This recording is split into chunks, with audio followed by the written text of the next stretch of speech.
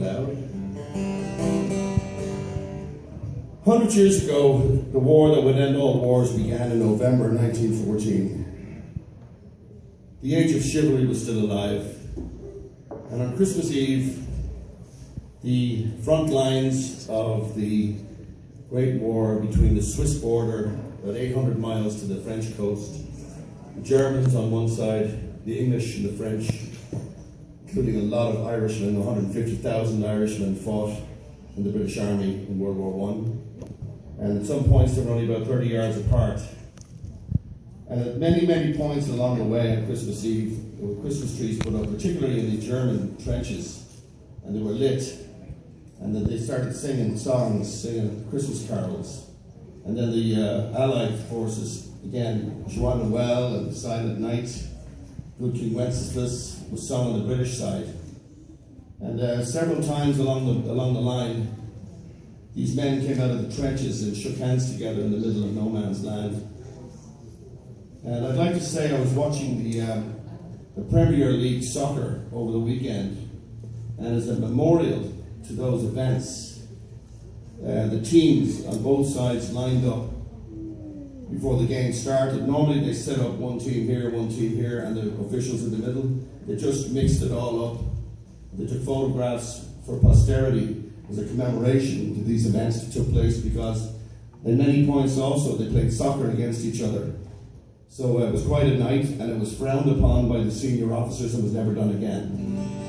This song was written by John McCutcheon, called Christmas in the Trenches, and I heard it a number of years ago, sung by Jimmy Keir from Men of Worth up in Canada when I was up there in Enumclaw, the Scottish Games, and impressed me so much that I put it on my Christmas album, which of course I didn't bring any, only a true Irishman. You know, if I was Jewish I would have brought the CDs.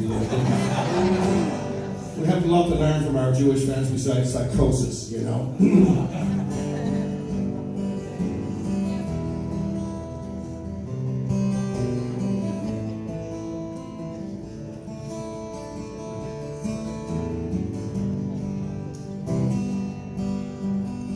My name is Francis Tulliver. I come from Liverpool. 2 years ago the war was raging for me after school. To Belgium and to Flanders, to Germany, to here, I fought for king and country I loved dear. 'Twas Christmas in the trenches where the frost so bitter hung. The frozen fields of France were still, no Christmas song was sung. Our families back in England, they were toasting us that day. They're brave and glorious lads so far away. I was lying with my messmate on the cold and rocky ground, and across the lines of battle came a most peculiar sound. Says I, now listen up me boys, each soldier strained to hear, as one young German voice rang out so clear. He's singing bloody well, you know, my partner says to me, as one by one each German voice joined in harmony. The cannons rested silent, the gas clouds rolled no more, as Christmas brought us respite from the war. As soon as they were finished and a reverent pause was spent, God rest ye merry gentlemen, struck up some lads from Kent. The next they sang was Stille Nacht, to Silent Night says I, and in 2 tongues one song rang out that night. There's someone coming towards us, the frontline sentry cried. All sights were fixed on one lone figure, trudging from their side. His truce flag like a Christmas star shone on that plain so bright, as he bravely strode unarmed into the night. Soon one by one on either side walked into no man's land, with neither gun nor bayonet. We met there hand to hand. We shared some secret brandy, and we wished each other well.